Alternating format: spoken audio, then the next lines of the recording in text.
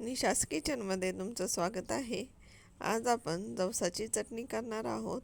ही चटणी खूपच पौष्टिक असते। ह्यामध्ये कॅल्शियमचं प्रमाणही जास्त असतं। त्याचबरोबर आपण ह्यामध्ये तीळही घालणार आहोत। तीळ मी अर्धा वाटी घेतलेले आहे।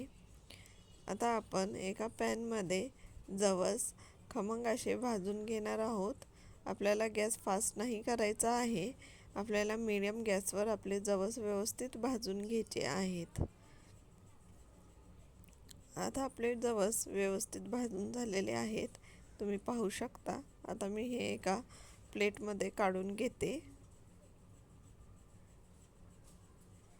आता आपल्याला तीळ पण मीडियम गॅसवर थोडेसे गरम करून घ्यायचे आहेत। आपल्याला तीळ असे फारसे भाजायचे नाहीयेत, फक्त आपल्याला थोडेसे गरम खुसखुशीत करून घ्यायचे आहेत। खूपच पौष्टिक चटणी आहे। जेवढी ह्याची चव छान असते तेवढीच ही शरीरासाठी पण आपल्या खूपच उत्तम आहे।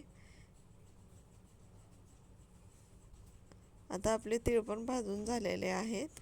आता मी 1 ते 1.5 चमचा ह्यामध्ये जिरं घालणार आहे।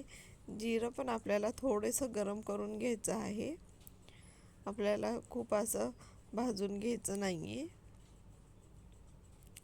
जिरं पण आपले गरम करून झालेले आहेत। आता मी 5-6 लसणाच्या पाकळ्या घेतलेल्या आहेत।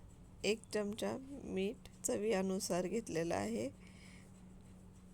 आणि लाल मिरची पावडर, तीही तुम्ही तुमच्या चवीनुसार घालू शकता।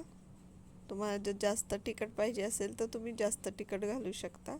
आता आपल्याला हे सर्व साहित्य मिक्सरमध्ये बारीक करून घ्यायचं आहे। पण मिक्सरमध्ये बारीक करायच्या आधी आपल्याला हे सर्व व्यवस्थित थंड करून मग बारीक करून घ्यायचं आहे। तुम्ही पाहू शकता आपली जवसाची चटणी तयार झालेली आहे। तुम्हाला जर माझी ही रेसिपी आवडली असेल जवसाच्या चटणीची, तर माझ्या चॅनलला नक्की लाईक, शेअर आणि सबस्क्राईब करायला विसरू नका। तुम्ही पाहू शकता किती सुट्टी चटणी झालेली आहे आणि मस्त झालेली आहे।